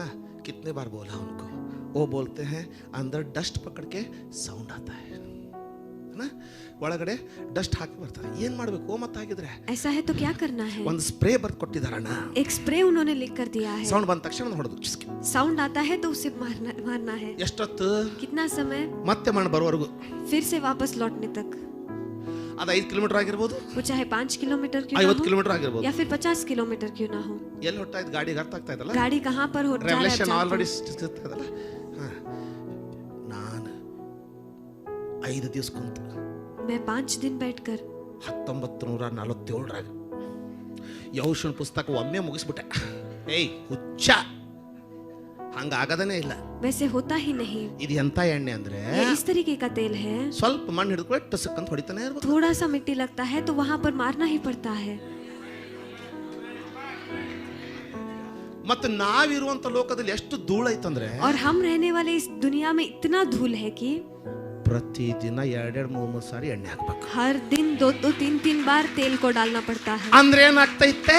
तब क्या होता है? ಇಲ್ಲಿ ಸೌಂಡ್ ಕಡಿಮೆ ಆಗ್ತೈತೆ, यहाँ पर आवाज थोड़ा सा कम ಇಲ್ಲಿ होता है, ಸಮಾಧಾನ ಬರ್ತೈತೆ, यहाँ पर शांति आ जाता है. ಜೀವನ ಕುಯ್ಕ್ ಕುಯ್ಕ್ ಬಂದಾಗುತ್ತೆ, ಮೆಲ್ಲಗೆ ಆರಾಮ. जिंदगी की आवाज कम होते हैं और धीमी और से वो ಹಂಗೆ चलता है. ಬೈಬಲ್ ಓದೋರ್ ಬಗ್ಗೆ वैसे ही बाइबल पढ़ने ಮೊದಲನೇ वालों के ಕೀರ್ತನೆಯಲ್ಲಿ बारे ಏನ್ में ಬರ್ತಿದೆ ಅಂದ್ರೆ, पहले भजन संगीता में क्या लिखा गया है? ಅಂತವರ ಜೀವನ ನೀರಿನ ಕಾಲುವೆ ಬಳಿ ಬೆಳೆದಂಗಿರ್ತದೆ. ऐसे लोगों का जिंदगी पानी के तट ಅವರು की ಕೈ जैसा रहता है. ಹಾಕಿದ್ದಲ್ಲೆಲ್ಲ ಅವರಿಗೆ ಸಫಲತೆ. जहाँ पर उनका हाथ जाता है सब में सफलता. ಯಾವ ಸಭೆಯಲ್ಲಿ जो कलीसिया में ಬಿಡುಗಡೆ ಅಭಿಷೇಕವನ್ನು ತರುವಂತ ಸೇವಕರ ಬಹಳ ಅವಶ್ಯಕತೆ ಇರ್ತದೋ ಅದರ ಅರ್ಥ ಆ ಸಭೆ ಅಂಡರ್ ಡೆವಲಪ್ಡ್. जिस कलीसिया में छुटकारा और चंगाई का कमी लाने वाले का कमी रहता ಯಾವ है, उसका ಸಭೆಯಲ್ಲಿ? मतलब वो अंदर डेवलप है. ಯಾವ ಸಭೆಯಲ್ಲಿ जिस कलीसिया में ಸಭಾಪಾಲಕರು ವಾಕ್ಯವನ್ನು ಪ್ರೀತಿಸುವರಾಗಿರ್ತಾರೋ, पासवान जी वचन से प्यार ಯಾವ करने वाले ಸಭೆಯಲ್ಲಿ? होते हैं. किस कलीसिया ಸಭೆಯ में ಜನರು ವಾಕ್ಯವನ್ನು ಪ್ರೀತಿಸುವರಾಗಿರ್ತಾರೋ कलीसिया के लोग वचन से प्यार करने वाले होते ಅವರಿಗೆ हैं. ವಿಶೇಷ ಬೋಧಕರ ಬಗ್ಗೆ ಹೆಚ್ಚಿಗೆ ಆಕರ್ಷಣೆ ಇರೋದಿಲ್ಲ. ಯಾಕಂದ್ರೆ ಅವ್ರು ತರೋದನ್ನ ಮೊದಲೇ ಇವ್ರು ಪಡ್ಕೊಂಡ್ಬಿಟ್ಟಿರ್ತಾರೆ. ಯಾಕಂದ್ರೆ ಅವ್ರಿಗೆ ಪರಿಶ್ರಮ ಪಡೋದು ಗೊತ್ತು. विशेष प्रचारकों के बारे में ज्यादा आकर्षण नहीं रहता क्योंकि पहले ही उन्होंने उस चीजों को पा लिया है. ಅವ್ರು ಬಂದಾಗ ಹೇಳ್ತಾರೆ, वो जब आते हैं तो ये कहते हैं ಚೆನ್ನಾಗಿತ್ತು, अच्छा था. ಇದನ್ನ ನಾನು ಅವಾಗಲೇ ಓದುವಾಗ ದೇವರಾತ್ಮ ನನ್ನ ಕಲಿಸಿದ, पहले ही जब मैं पढ़ रहा था पवित्र आत्मा ने मुझे सिखा ಅದಕ್ಕೆ ನಾನು लिया, ಆಶೀರ್ವಾದ ಹೊಂದಿದ್ದೀನಿ. इसीलिए मैं आशीषित हूँ. ಅಂತ ಸಭೆ ಏನ್ ಮಾಡುತ್ತಂದ್ರೆ, ऐसा कलीसिया क्या करता है? ಬೋಧಕರು ಬಂದಾಗ जब प्रचारक आते ಅವರನ್ನ हैं ಗೌರವಿಸಿ उनको गौरव देकर ಬಿಡುಗಡೆಗೋಸ್ಕರ ಗೋಳಾಡೋದಲ್ಲ, छुटकारे के लिए संघर्ष करना ನಮ್ಮ नहीं. ಬಿಡುಗಡೆಯ ಜೀವಿತದಿಂದ ಅವರನ್ನ ಕೊಟ್ಟು ಆಶೀರ್ವದಿಸಿ ಕಳಿಸುತ್ತೆ. हमारे छुटकारा पाए हुए जिंदगी से उन्हें देकर आशीषित कर कर बेचना है. ಯಾಕೆ? क्यों? ನಮ್ಮ ಬಾವಿಯನ್ನ ನಾವು ತೋಡಿದ್ದೇವೆ. हमारे कुएं को हमने खोद दिया है. ಇನ್ನೂ ನನ್ನ ಮೆಸೇಜ್ಗೆ ಬಂದಿಲ್ಲ. ಎಷ್ಟು ಜನ ಇನ್ನೂ ನನ್ನ ಜೊತೆಗಿದ್ದೀರಾ? कितने लोग अभी भी मेरे साथ हैं? ಇದನ್ನ ಅಗೀರಿ. इसे खोदिए. ಕನ್ನಡದಲ್ಲಿ ಅಗಿಯುವುದಕ್ಕೆ ಎರಡು ಅರ್ಥಗಳು. कन्नड़ा में खोदने के लिए 2 अर्थ है. ಒಂದು, एक ಅಗಿಯುವುದು ಅಂದ್ರೆ ಗುದ್ದಲಿನ ತಗೊಂಡು ಅಗಿಯೋದು. अगी यानी कुलाड़ी को लेकर उसे खोदना. ಇನ್ನೊಂದು ಅಗಿಯೋದು ಅಂದ್ರೆ दूसरा खोदना यानी ಅಗಿಯೋದು. ಅರ್ಥ ಆಯ್ತಾ? क्या आप समझ रहे हो? ಇದನ್ನ ಅಗೀರಿ, इसे खोदिए. ನಂತರ ಸಂಪೂರ್ಣ ಸ್ವಾದ ಬರೋವರೆಗೂ ಅದನ್ನ ಅಗೀರಿ. उसके बाद संपूर्ण तरीके से स्वाद आने तक उसे चबाइए. ಅವಾಗ ಅದರ ಪೂರ್ಣ ಬಲ, तब उसमें रहने वाला पूरा ಅದರ बल, ಅಭಿಷೇಕ उसका अभिषेक ನಿಮ್ಮ ನರನಾಡಿಗಳಲ್ಲಿ ತುಂಬಿಕೊಳ್ತದೆ. आपके हर एक नसों में वो भर. ಬಾವಿಯೊಂದಿಗೆ कुएं के साथ आप क्या करेंगे? ಅಯ್ಯೋ ದೇವ್ರ ನನ್ನ ಬಾವಿ ಕೊಟ್ಟಿದ್ದಾನ ಅಂತ ಸುಮ್ಮನೆ ಹೇಳ್ತಾ ತಿರ್ತೀರಾ? परमेश्वर ने मुझे कुआं ಇಲ್ಲ. दिया है कि ऐसे बताते घूमेंगे नहीं. ಪ್ರತಿದಿನ ಅದರಲ್ಲಿ ಪ್ರವೇಶಿಸಿ. हर दिन उसमें आप प्रवेश कीजिए. ಇವತ್ತಿನ ಸಂದೇಶವನ್ನ आज के संदेश को ತಿರುಗಿ ತಿರುಗಿ ಕೇಳಿ बार बार सुनिए. ಯೂಟ್ಯೂಬ್ ಅಲ್ಲಿ. ಆಮೆನ್. आमेन. ತಿರುಗಿ ತಿರುಗಿ ಯೂಟ್ಯೂಬ್ ಅಲ್ಲಿ ಕೇಳಿ. बार बार यूट्यूब में आप सुनिए. ವಾಕ್ಯದ ಆಳವನ್ನು ಅರ್ಥ ಮಾಡ್ಕೊಳ್ಳಿ. वचन के गहराई को आप समझ लीजिए. ಇದೇನು ಪ್ರಕಟಣೆ ಸಂದೇಶ ಅಲ್ಲ, ये कोई प्रकटीकरण का संदेश नहीं है. ಮೋಟಿವೇಶನ್ ಅಷ್ಟೇ ಇದಿನ್ನು. ये अभी भी उत्तेजन ही है. ಅಲ್ವಾ? ಈಗ ನಾನು ಅಕ್ಷಯ್ ಹೇಳಿದೆ, ನಿನ್ನೆ ಅಕ್ಷಯ್ ದುಡ್ಡು ಕೊಟ್ಟೆ. मैंने अक्षय को पैसा दिया. अक्षय अक्षय एक डब्बा नहीं, एक डब्बा नहीं, 2 डब्बा ला डाल के डिक्की में रख के छोड़. 2 डब्बा लाकर डिक्की में रख देना. ಕೇಳಬೇಕಿದ್ರೆ ನನಗೆ ನಿನ್ನೆನೇ ಹೇಳಿದೆ. उनसे पूछिए, कल ही मैंने उनको बताया. ಎಷ್ಟು ಸಪ್ಲೈ ಮಾಡ್ತತೆ जितना आवाज वो करता है ಅಷ್ಟು ತಲೆ ಕೆಡಿಸ್ಕೊಳ್ಳಂಗಿಲ್ಲ. उतना दिमाग नहीं खराब करना है. ಸಂಬಂಧದಲ್ಲಿ ಸಪ್ಲೈ ಬರ್ತೈತೆ, रिश्ते में आवाज आ रहा है, ದುಡ್ಡಿನ ವಿಷಯದಲ್ಲಿ ಸಪ್ಲೈ ಬರ್ತೈತೆ, पैसों के विषय में आवाज आ रहा है. ಎಲ್ಲೇ ಬರಲಿ ಏನ್ ಮಾಡೋದು ಗೊತ್ತಾ? क्या करना है आप जानते हो? ಬೆಳಿಗ್ಗೆ ಒಂದ್ಸಾರಿ ಧ್ಯಾನ ಮಾಡಿ ವಾಕ್ಯವನ್ನು ಪಡ್ಕೊಂಡು ಪ್ರಾರ್ಥನೆ ಮಾಡಿದ್ರೆ ಆಗ್ತಾ ಇಲ್ಲ ಅಂದ್ರೆ ಎಣ್ಣೆ ಡಬ್ಬಿ ರಾತ್ರಿ ಮತ್ತೆ ತೆಗೀರಿ. सुबह के समय में वचन पढ़कर ध्यान कर कर काम नहीं हो रहा है तो रात के समय में तेल के डब्बे को वापस आप निकालिए. ಹಲೋ, ಆಮೇನ್. आमेन. ಮತ್ತೆ ಓದ್ರಿ ಸ್ವಾಮಿ, ಓದಿದ್ದನ್ನೇ ಓದ್ರಿ. फिर से पढ़िए, जो पढ़ा है उसी को पढ़िए. ಧೈರ್ಯ ಬರ್ತದೆ. हिम्मत आता है. ಯಾಕೆ ಪೌಲ್ ಏನ್ ಕಲಿಸಿದ ನಮಗೆ? पौलुस ने हमें क्या सिखाया? ನಂಬಿಕೆ ಆದರೂ विश्वास. ದೇವರ ವಾಕ್ಯವನ್ನ ತಿರುಗಿ ತಿರುಗಿ ಒಂದ್ಸರಿ ನಾನು ಬೇರೆ ಯಾವುದಕ್ಕೂ ಪ್ರಾಮುಖ್ಯತೆ ಕೊಡೋದಿಲ್ಲ. थोड़ा समय में कोई और चीज को मैं प्रामुख्यता नहीं देता. ಓದೋದು ಪ್ರಾರ್ಥಿಸೋದು, बैठना, पढ़ना, प्रार्थना करना. ಬಿಲಿ ಗ್ರಾಹಂ ಅವ್ರಿಗೆ, ಬಿಲಿ ಗ್ರಾಹಂ ಇನ್ನಿಲ್ಲ. बिली ग्राम अभी नहीं रहे. ಬಿಲಿ ಗ್ರಾಹಂ ಯಾರಪ್ಪ ಅಂದ್ರೆ, बिली ग्राम कौन है? ಇವತ್ತು ಸಂದೇಶ ಪ್ರವೇಶ ಆಗುತ್ತೆ ಗೊತ್ತಿಲ್ಲ. ಇವತ್ತು ಮೊದಲೇ ಗೇರ್ ಹಾಕ್ಬಿಡ್ತೀನಿ. आज पहला गियर डालकर मैं छोड़ दूंगा संदेश ಇನ್ನೂ प्रवेश. ಸ್ವಲ್ಪ ಆಯಿಲಿಂಗ್ ಮಾಡ್ಕೊಂಡ್ ಬರ್ತೀನಿ. और थोड़ा ऑयलिंग कर कर मैं आऊंगा. ಆಮೇನ್. आमेन. ನೀವು ಸುಮ್ಮನೆ ಬರಬೇಡಿ. आप भी ऐसे ही मत ಇಡೀ आइए. ವಾರ ನೀವು पूरा हफ्ता आप भी ಯಾವುದಕ್ಕೂ ಪ್ರಾಮುಖ್ಯತೆ ಇರಬಾರ್ದು. किसी चीज को प्रामुख्यता ಯಾಕೆ नहीं ಗೊತ್ತಾ, देना ಜೀವ है, ಅಲ್ಲಿಂದನೇ ಹರಿದು ಬರ್ತದೆ. क्योंकि जीवन वहीं से बहकर आता है. ಯಾವಾಗ ಮನುಷ್ಯ ಬಂದು ಮಾತಾಡ್ತಾನಲ್ಲ, जब मनुष्य आकर बात करता है ना, ಕುಟುಂಬಗಳನ್ನು ಒಡೆದು ಬಿಡ್ತಾನೆ.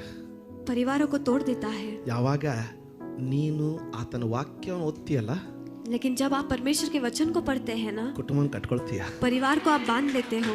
ಮನುಷ್ಯರು ಬಂದು ನಿಮ್ಮ ಮನೆಯಲ್ಲಿ ಮಾತಾಡ್ಲಿಕ್ಕೆ ಅವಕಾಶ ಕೊಡಬೇಡ್ರಿ. मनुष्य आकर आपके घर में बात करने के लिए मौका आप मत दीजिए. ದೇವರ ವಾಕ್ಯವನ್ನು ಮಾತಾಡ್ಲಿಕ್ಕೆ ಅವಕಾಶ ಕೊಡ್ರಿ. परमेश्वर के वचन को बात करने के लिए आप मौका दीजिए.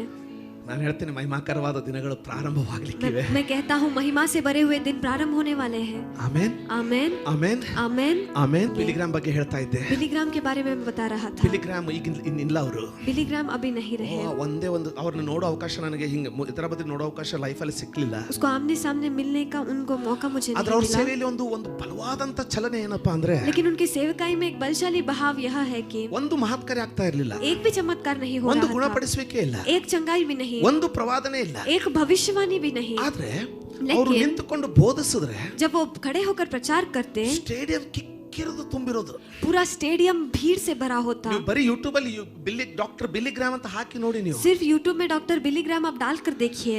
ಸಂದೇಶ ಕೊಟ್ಟ ಮೇಲೆ, संदेश देने के बाद ನಿಮ್ಮ ಜೀವಿತವನ್ನು ಯಾರ್ಯಾರು ಯೇಸುವಿಗೆ ಅರ್ಪಿಸ್ತೀರಾ ಅಂದ್ರೆ ಜನ ಹಂಗೆ ಮುಗಿ ಬಿದ್ದು ಓಡೋಡಿ ಬರೋರು. आपकी जिंदगी कितने लोग आप परमेश्वर को सौंपना चाहते हो, जब वो कहते लोग वहां भाग कर आते ಮುಂದೆ भीड़ ಬಂದು में, ಮೊಣಕಾಲೂರಿ आगे आकर ತಮ್ಮ घुटनों पर ಜೀವಿತವನ್ನು आकर ಯೇಸುವಿಗೆ ಅರ್ಪಿಸೋರು. अपने जिंदगी को परमेश्वर को सौंप देते. ಆಮೆನ್. ಅವರ आमेन. ಕಾಲಾವಧಿಯಲ್ಲಿ उनके जीवन के समय में ಅಮೆರಿಕದ ಪ್ರೆಸಿಡೆಂಟ್ಗೆ ವೈಟ್ ಹೌಸ್ಗೆ ಅವರು ಸಮಾಲೋಚಕರು. वहां पर Counselor. अमेरिका के व्हाइट हाउस के लिए वो समालोचक थे. ಅದು ಎಷ್ಟು ಓದಿದ್ದಾರೆ? कितना उन्होंने पढ़ा है? ಓದಿರೋದು ಬಹಳ ಕಮ್ಮಿ. जितना उन्होंने पढ़ा वो बहुत कम है. ಅವ್ರು ಬೆಳೆದಿರೋದು ಹೊಲಗದ್ದೆಯಲ್ಲಿ. वहां पर खेतों में वो बड़े हुए हैं. ಅವ್ರು ಹೇಳ್ತಾರೆ, वो कहते ಬೆಳಿಗ್ಗೆ हैं ಸ್ಕೂಲ್ ಹೋಗಕ್ಕೆ ಮುಂಚೆ सुबह स्कूल जाने से पहले 21 ನಮ್ಮ ಮನೆಯಲ್ಲಿ 21 ಆಕಳುಗಳಿದ್ವು. 21 ಆಕಳುಗಳ ಹಾಲನ್ನು ಹಿಂಡ್ಬೇಕು ನಾನು. हमारे घर में 21 बैल थे, सबके दूध को मुझे निकालना था. ಸ್ಕೂಲ್ ಹೋಗಿ ಬಂದ ನಂತರ स्कूल जाकर आने के ಮತ್ತೆ बाद 21 ಆಕಳದ ರಾತ್ ಸಾಯಂಕಾಲ ಮತ್ತೆ ಹಾಲು ತೆಗಿಬೇಕು. शाम के समय में फिर से सारे बैलों का दूध निकालना है, गायों का दूध निकालना ಈ है. ಎಣ್ಣೆ लेकिन यह तेल ಅವರನ್ನು ವಿಶ್ವವ್ಯಾಪಿ ಬೋಧಕರನ್ನಾಗಿ ಮಾಡ್ತು. वो पूरे विश्व में प्रचारक उन्होंने बना ಈ दिया. ಎಣ್ಣೆ यह तेल ಅವರನ್ನ उनको ಅಮೆರಿಕದ ಪ್ರೆಸಿಡೆಂಟ್ ಅವರು ಸತ್ತಾಗ ಅವರ ಶವ ಸಂಸ್ಕಾರಕ್ಕೆ ಆಗಿನ ಪ್ರೆಸಿಡೆಂಟ್ ಟ್ರಂಪ್, ಏನು ಫುಲ್ ಹೆಸರೇನು, ರೆನಾಲ್ಡ್ ಟ್ರಂಪ್, अमेरिका के प्रेसिडेंट ಅವರ उनके ಶವ अंतिम ಸಂಸ್ಕಾರಕ್ಕೆ संस्कार में, ಬಂದಿದ್ರು. उनके अंतिम संस्कार को आए थे. ಅಂತ ವ್ಯಕ್ತಿ उस तरीके के व्यक्ति. ಅವ್ರು ಹೇಳ್ತಾರೆ, और वो कहते हैं, ಯಾರೋ ಒಬ್ರು ಕೇಳಿದ್ರಂತೆ, किसी ने उनसे पूछा, ಅಯ್ಯ, श्रीमान, ಅವ್ರ ವಯಸ್ಸಾಗಿದೆ, ಮುದುಕರಾಗಿದ್ರು, वो बूढ़े हो चुके ಯಾರೋ थे. ಕೇಳಿದ್ರಂತಮ್ಮ, किसी ने उनसे पूछा, ಅಯ್ಯ, श्रीमान, ಒಂದು ವೇಳೆ अगर ದೇವರು ನಿನಗೆ परमेश्वर आपको ಮತ್ತೆ ನಿಮ್ಮನ್ನ ಯೌವನ ಜೀವನಕ್ಕೆ ಒಯ್ಯುವಂತ ಅವಕಾಶ ಕೊಟ್ಟು ಇನ್ನೂ ಒಂದು ಜೀವ ಪೂರ ನಿಮಗೆ ಸುವಾರ್ತೆ ಸಾರಲಿಕ್ಕೆ, ವಾಕ್ಯ ಕೊಡ್ಲಿಕ್ಕೆ ನಿಮಗೆ ಅವಕಾಶ ಕೊಟ್ರೆ, ತಿರುಗಿ ನಿಮ್ಮನ್ನ ಯೌವನ ಪ್ರಾಯಕ್ಕೆ ಒಯ್ಯುವಂತ ಅವಕಾಶ ಕೊಟ್ರೆ ನೀವು ಏನ್ ಮಾಡ್ತೀರಾ? फिर से आपको आपके जवानी के उम्र में ले जाकर पूरा जिंदगी प्रचार करने के लिए परमेश्वर मौका देंगे तो आप क्या करेंगे, क्योंकि उन्होंने पूछा. ಬಿಲಿಗ್ರಾಮ್ ಹೇಳಿದ್ರಂತೆ, बिलीग्राम ने बताया, ಒಂದು ವೇಳೆ अगर ದೇವರು ಅಂತ ಒಂದು ಅವಕಾಶ ಕೊಟ್ರೆ, परमेश्वर मुझे ऐसा मौका देते हैं तो, ಏನ್ ಹೇಳಿದ್ರು ಗೊತ್ತಾ? उन्होंने क्या बताया आप जानते हो? ಮೊದಲು पहले ನನ್ನ ಜೀವನ ಪರ್ಯಂತ मेरे पूरे जिंदगी 90% ನನ್ನ ನನ್ನ ಸಮಯವನ್ನ ದೇವರ ವಾಕ್ಯನ ಓದೋದಕ್ಕೆ, ಧ್ಯಾನ ಮಾಡಿ ಅರ್ಥ ಮಾಡ್ಕೊಳ್ಳೋದಕ್ಕೆ, ಪ್ರಾರ್ಥಿಸೋದಕ್ಕೆ ಕಳಿತೀನಿ. ಬರೀ 10% ಮಾತ್ರ ಬೋಧಿಸ್ಲಿಕ್ಕೆ ನಾನು ಹೊರಗೆ ಬರ್ತೀನಿ.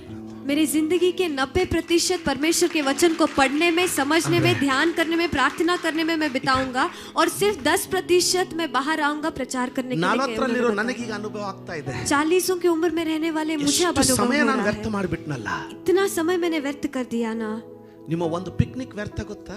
आपका एक पिकनिक भी व्यर्थ है, आप जानते हो? ನಿಮ್ಗೆ ಗೊತ್ತಿಲ್ಲ. आप नहीं जानते. ನೀವು ಮಜಾ ಮಾಡ್ತೀರಾ, ನೀವು आप मजा करते हो. ಎಷ್ಟು ವ್ಯರ್ಥ ಆಗ್ತದೆ. ನೀವ್ ಯಾವಾಗ 50ಕ್ಕೆ ಬರ್ತೀರಾ ನೋಡಿ, जब आप 50 की उम्र में आते हो ना, ಒಂದ್ ವೇಳೆ ದೇವರ ಭಯದಲ್ಲಿರೋದಾಗಿದ್ರೆ ಒಂದು ಪೀಡೆ ನಿಮ್ಮನ್ನ ಕಾಡ್ಲಿಕ್ಕೆ ಪ್ರಾರಂಭ ಮಾಡ್ತೀವಿ. ಅಯ್ಯೋ, ನನ್ನ ಜೀವನ ವ್ಯರ್ಥ ಮಾಡ್ಬಿಟ್ನಲ್ಲ. अगर आप परमेश्वर के डर में है तो एक पीड़ा आपको तकलीफ देता है, मैंने पूरी जिंदगी व्यर्थ में बिता ಈಗ दिया. ನಾನೇನಂತೀನಿ ಗೊತ್ತಾ? अब मैं क्या ಬಿಲಿಗ್ರಾಮ್ ಅವ್ರು ಕೇಳಿದ ನಂತರ ಅಲ್ಲ, बिलीग्राम ಈ का सुनने ವರ್ಷದ के बाद नहीं, ಪ್ರಾರಂಭದಲ್ಲಿ ನಾನು ಮಾಡಿದ ನಿರ್ಧಾರ, इस साल के प्रारंभ में जो फैसला मैंने किया, दिया। ಸ್ವಾಮಿ ಏನಾಯ್ತು ಹೋಯ್ತು, ನಾನು ಏನ್ ಮಾಡ್ಲಿಕ್ಕೆ ಆಗೋದಿಲ್ಲ. परमेश्वर जो चला गया है चला गया, अब मैं कुछ नहीं कर ಈ सकता। ಜನವರಿಯಲ್ಲಿ ನಾನು ನಿರ್ಧಾರ ಮಾಡಿದೆ, इस क्षण में ही मैंने ಉಳಿದಿರುವಂತ फैसला ಸಮಯವನ್ನ किया। और बचे इस समय को ಓಡಾಡೋದ್ರಲ್ಲಿ ತಿರುಗಾಡೋದ್ರಲ್ಲಿ ನಾನು ಕಳೆಯೋದಿಲ್ಲ. यहाँ वहाँ घूमने फिरने में मैं नहीं बिताऊंगा। ಕೂತ್ಕೊಂಡು बैठकर ಇನ್ನು ಉಳಿದಿರುವಂತ ವಯಸ್ಸು ಜೀವನವನ್ನಾದ್ರೂ अब बचे हुए जिंदगी को तो ಹೆಚ್ಚಾದಷ್ಟು ಎಣ್ಣೆ ವಾಕ್ಯ, बहुतायत का तेल और वचन। ನಾನು ಎಲ್ಲ ಲಗೇಜ್ ಡಿಕ್ಕಿಯಲ್ಲಿ ಈ ಬ್ಯಾಗ್ ಮಾತ್ರ ನನ್ನ ಜೊತೆಗೇ ಇರ್ತದೆ. हर एक बैग डिक्की में रहा तो भी ये बैग मेरे साथ ही रहता है। Somebody help me now. Come here, hold this for me. ನಾನು ಯಾಕೆ ಗೊತ್ತಾ, ಫ್ರಂಟ್ ಪಾಕೆಟ್ ನೀವು ಓಪನ್ ಮಾಡಿದ್ರೆ क्योंकि जब ಎತ್ತಪ್ಪ ಮೇಲೆ ಎತ್ತಯ್ಯೋ ದೇವ್ರೆ. ಆಮೇಲೆ ಕೈ ಹಾಕಿದ್ರೆ ಸಾಕು ಮೊದಲು ಬರ್ತದೆ ಚಶ್ಮಾ. उसमें हाथ डालते ही पहला चश्मा आता है। ಏನ್ ಹೇಳ್ತದೆ ಗೊತ್ತಾ ಇದು? ये क्या कहता है मुझे पता है। 40 ದಾಟದೆ ಹಾಕು. 40 उम्र खत्म हो चुका है, अब डाल लेना। You just put your hand. सिर्फ हाथ अंदर ನಾನು डालना ಇಲ್ಲ, है। ನೀವು ಬಂದು ಹಾಕಿಬೇಕಿದ್ರೆ आप आकर डाल कर देखिए। ಸೆಕೆಂಡ್ ಬರೋದು ಪೆನ್ಸಿಲ್, ಕಲರ್ ಪೆನ್ಸಿಲ್. वहाँ पर दूसरा चीज है कलर पेंसिल। ಚಿಕ್ಕ ಹುಡುಗ ಅಲ್ಲ, मैं छोटा बच्चा नहीं ಡ್ರಾಯಿಂಗ್ ಮಾಡ್ಲಿಕ್ಕೆ ಕಾರಲ್ಲಿ. कार में ड्राइंग करने ಯಾಕೆ के ಗೊತ್ತಾ? लिए। क्यों आप जानते हो? Because my Bible will look to you like this. क्योंकि मेरा बाइबल ऐसे नजर आता है। ರೈಟ್, ಎರಡನೇ ಸಾರಿ ನಿಮ್ಗೆ ತೋರಿಸೋದು.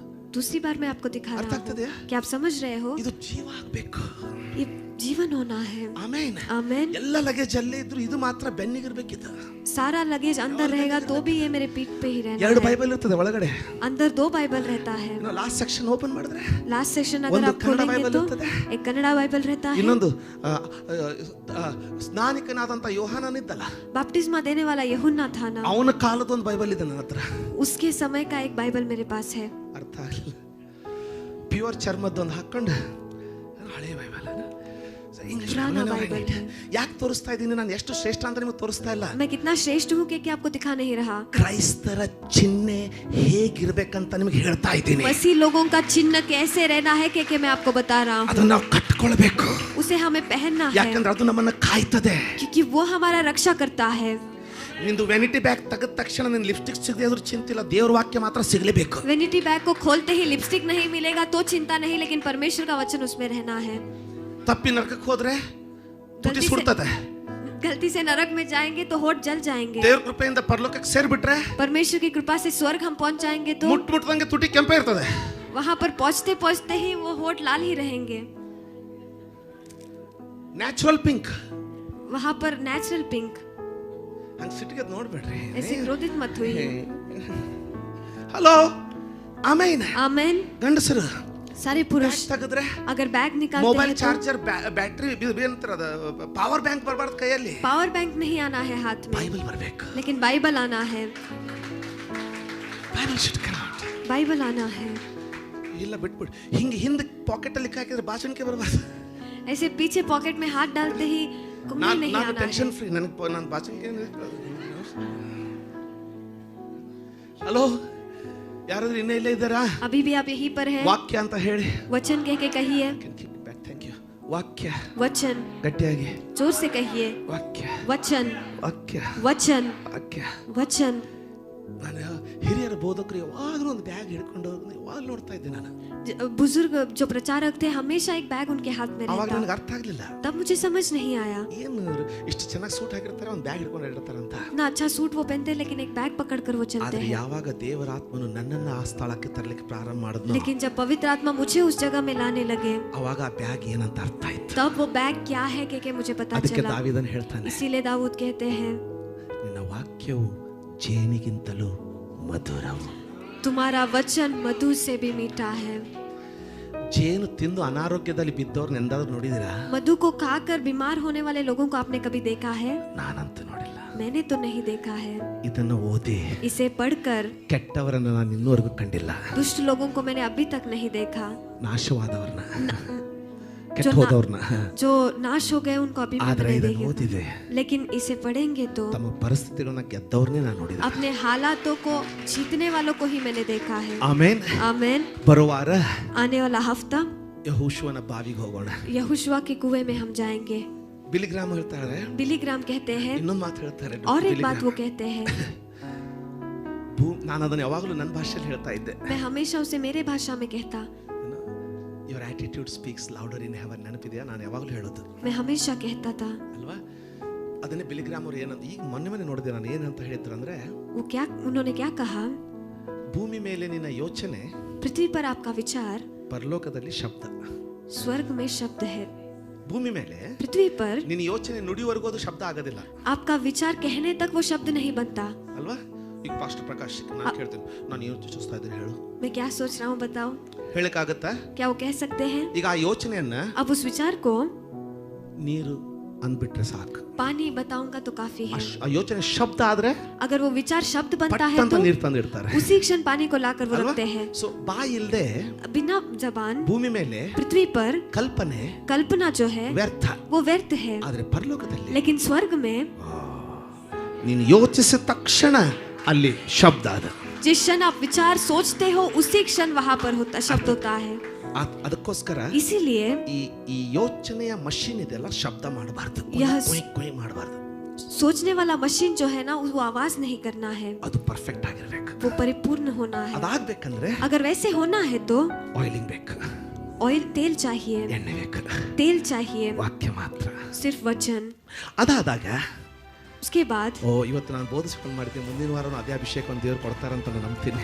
आने वाला हफ्ता भी उसी अभिषेक को परमेश्वर देंगे कि मैं विश्वास करता हूँ.